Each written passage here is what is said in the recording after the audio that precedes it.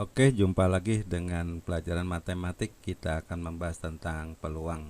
Sama seperti kemarin, ini akan membahas tentang pengertian peluang teoritik ya. Peluang itu adalah nilai kemungkinan. Kemungkinan yang akan terjadi atau probabilitas. Oke ya.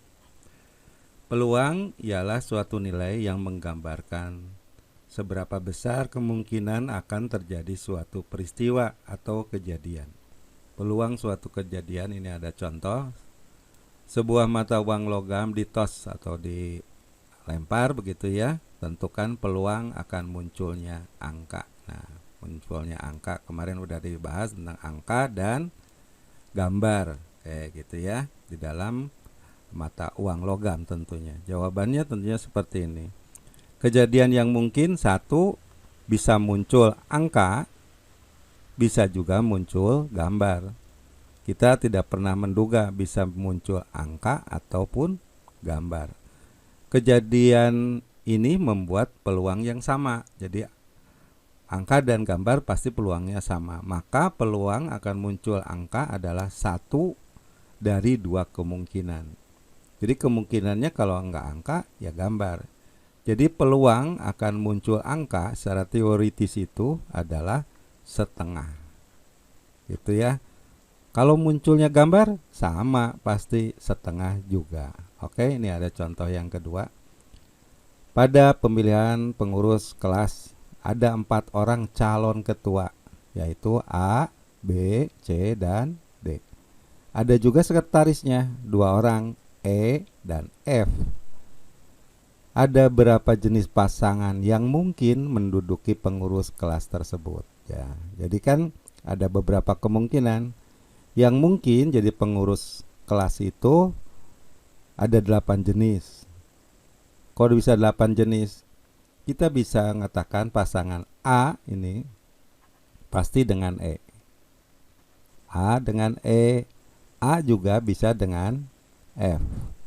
Ini ya, A dengan E, A dengan F, B dengan E, B dengan F, C dengan E, C dengan F, atau D dengan E dan D dengan F. Berapa sih peluangnya ini? Peluangnya munculnya ini bisa jadi ketua ini AE itu berarti 1/8. Teorinya seperti itu ya. Kalau yang akan jadi ketuanya A sedangkan sekretarisnya tuh F, ada berapa? Ya 1/8 juga. Jadi semua mempunyai kesempatan yang sama 1/8 ini. Itu yang disebut dengan peluang teoritik.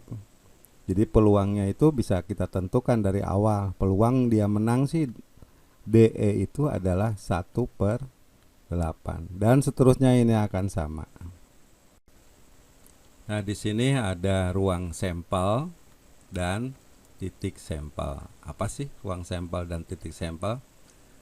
Nah, di contoh yang tadi tentang pemilihan ketua kelas, pada pemilihan ketua kelas ada 4 orang ketua A, B, C, dan D. Sekretarisnya adalah E dan F. Tentukan ruang sampel. Nah, ini tentukan ruang sampel.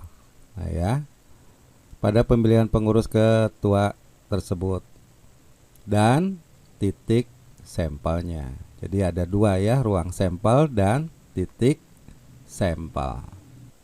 Nah, untuk menentukan ruang sampel dan titik sampel, kita melihat tadi ini ada kemungkinan menjadi ketua kelas dan sekretarisnya ada 8 AE sampai DF ya. Nah, ruang sampelnya biasanya kita tulis dengan S, sampel sama dengan kurung kurawal. Ini AE di dalam kurung, koma dalam kurung juga AF. Ini sebanyak yang tadi kemungkinannya ada 8 berarti ya. 1, 2, 3, 4, 5, 6, 7, 8. Di sini adalah semuanya kita tulis di sini. Ini namanya ruang sampel. Titik sampelnya ada berapa? Ada 8. Mana aja? AE, AF dan seterusnya. Jadi titik sampel itu bagian dari yang namanya ruang sampel. Oke, contoh yang berikutnya nih. pada pemilihan bupati lah ya, anggapnya gitu, pemilihan bupati nih, dengan calonnya itu yang perempuan P1, P2, yang laki-lakinya L1, L2, L3, L4. Nah, ruang sampelnya berarti semuanya nih, ada L1, L2, L3, L4, P1, P2, baik laki-laki maupun perempuan. Ini namanya ruang sampel. Sedangkan titik sampelnya satu-satu. Titik sampelnya siapa? Oh, yang laki-laki satu. Oh, yang laki-laki kedua. Atau yang perempuan satu. Atau perempuan kedua. Jadi titik sampelnya ada berapa? Ya ada 6 titik sampel ya. Ini titik sampel. Sedangkan ruang sampelnya tadi pakai kurung kurawal. Oke, mudah-mudahan bisa ngerti ya. Jadi kesimpulannya, ruang sampel ialah himpunan semua kejadian yang mungkin terjadi pada suatu hal yang sedang dibicarakan. Seperti tadi sekretaris dengan ketua kelas ya, itu namanya ruang sampel. Titik sampelnya ialah masing-masing kejadian yang ada pada ruang sampel itu. Katakanlah si AE, AF, PE, dan sebagainya ini ya. Kayak gitu, mudah-mudahan ngerti nih. Oke, contoh berikutnya.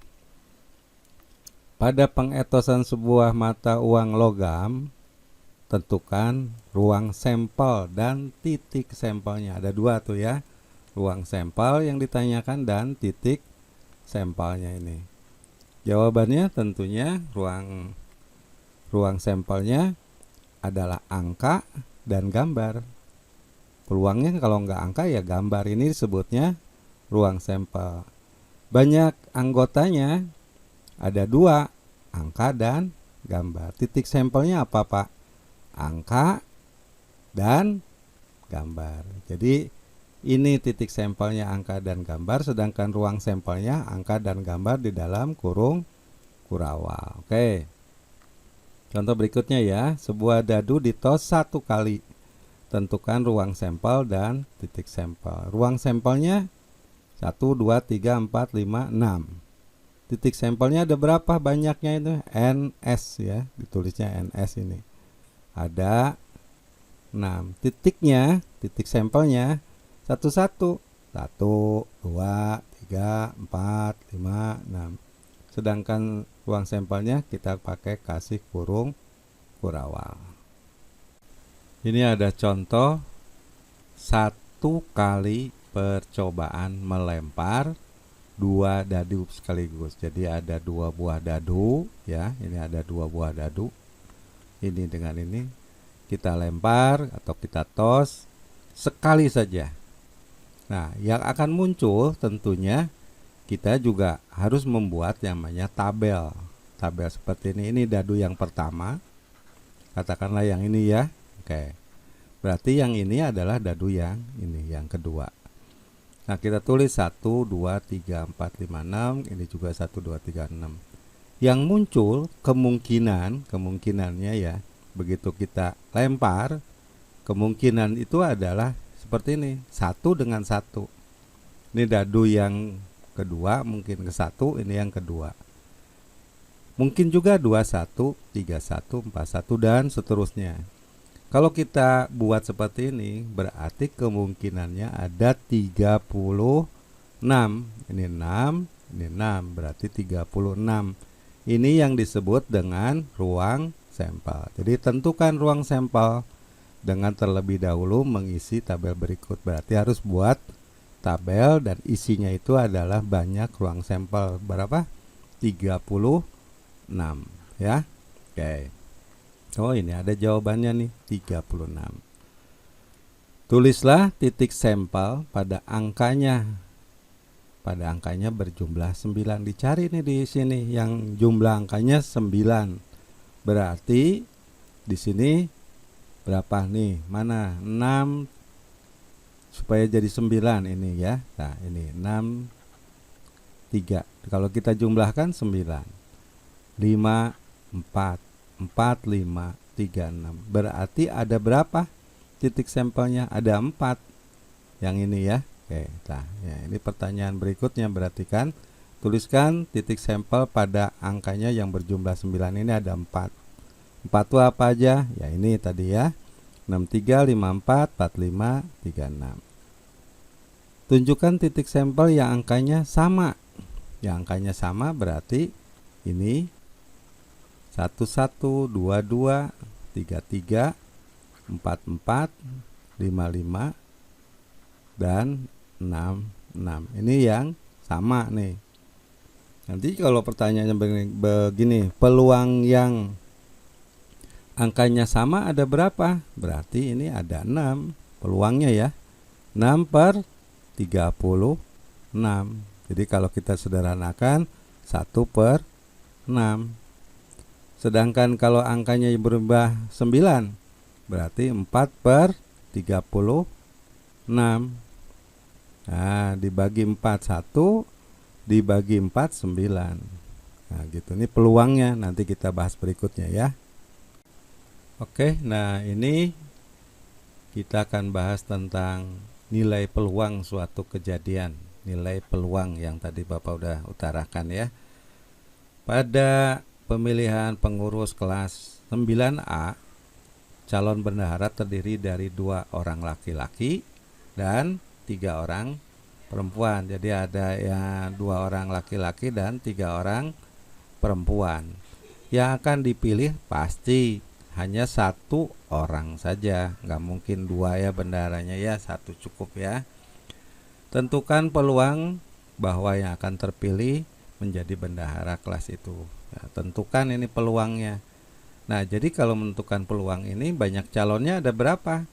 Ada 2 yang laki-laki dan 3 perempuan. Berarti jumlah calonnya itu ada 5 orang. Maka akan terpilih tuh ya, akan terpilih nantinya. Jadi dari 5 ini jumlah sampelnya itu ada 5. Jumlah yang laki-lakinya 2, yang perempuannya ada 3. Sampelnya ada 5 ya, ingat. Ditanyakan peluang laki-laki dan peluang perempuan. Nah, tentunya peluang yang laki-laki karena hanya ada 2, berarti 2 per 5 dibagi 2 titik sampel sini. Ini titik sampelnya dibagi dengan ruang sampelnya 5. Maka yang laki-laki akan terpilih peluangnya 2 per 5. Sedangkan perempuan 3 per 5. Yang akan terpilih tentunya 3 per 5. Semakin banyak perempuan yang mencalonkan, tentunya ini peluangnya banyak. Atau yang laki-laki ada 4 orang, perempuannya 1, pasti banyak laki-laki yang akan terpilih ya. Oke, yang kedua ini. Dalam sebuah kotak terdapat 4 bola hijau. Ini kalau membaca ini harus hati-hati ya. Jadi kamu renungkan betul. 4 hijau, 2 kuning, 6 merah. Oke, gitu dulu. Secara random atau acak diambil 1 bola dari dalam kotak 1 ya. Ini jumlahnya ada berapa sih? 4 tambah 2, 6 tambah 6 berarti ada 12. Diambil 1 ya. Ingat tuh. Diambil 1 bola dari kotak, lalu tanpa mengembalikan bola. Nah, jadi tidak dikembalikan lagi bolanya yang tadi 1 ini. Tanpa mengembalikan bola yang terambil pada pengambilan pertama. Nah, itu berarti tidak dikembalikan. Bola apakah itu? Diambil dari 1 bola gitu ya. Jadi cuma 1. Jika pada pengambilan pertama ternyata bolanya warna merah. Nah, ini. Jadi waktu dia ngambil di sini tanpa dikembalikan ternyata bolanya bola merah. Ya, oke. Jadi bola merah berarti bukan 6 atau kan udah diambil. Jadi tinggal berapa? Tinggal 5 ya. Di sininya berarti tinggal 5 bola. Pertanyaannya sekarang tentukan peluang yang hijau, yang kuning dan yang merah. Nah, ini. Jadi kalau kita sebelumnya itu ruang sampelnya ada 12, ternyata diambil pada pertama itu yang bola apa warnanya merah, berarti ruang sampelnya tinggal 11. Yang ini nggak usah dihitung lagi yang 12. Coba nggak dikembalikan, nah, 11. Oleh karena itu yang yang hijau ini peluangnya berarti 4/11. Yang kuning 2/11, dan yang merah tentunya bukan 6/11 tapi 5/11. Kenapa 11? Karena yang satu tidak dikembalikan. Kalau tadi dikembalikan ini pasti jadinya 6/12 ya. Jadi kesimpulannya, semakin banyak titik sampel, jadi semakin banyak titik sampel anggota suatu kejadian, maka akan semakin besar peluangnya ya. Jadi kalau titik sampelnya makin banyak, seperti tadi bendaharanya pengen laki-laki, ya banyakin aja yang titik sampelnya ada 4 atau 5, yang perempuan nggak ada, atau sebaliknya ya. Nah, untuk menentukan peluang, ini rumusnya adalah jumlah kejadian titik sampel dibagi dengan banyaknya anggota atau ruang sampelnya gitu ya. Ini adalah rumusnya. Oke, mudah-mudahan tetap semangat dan tetap ceria.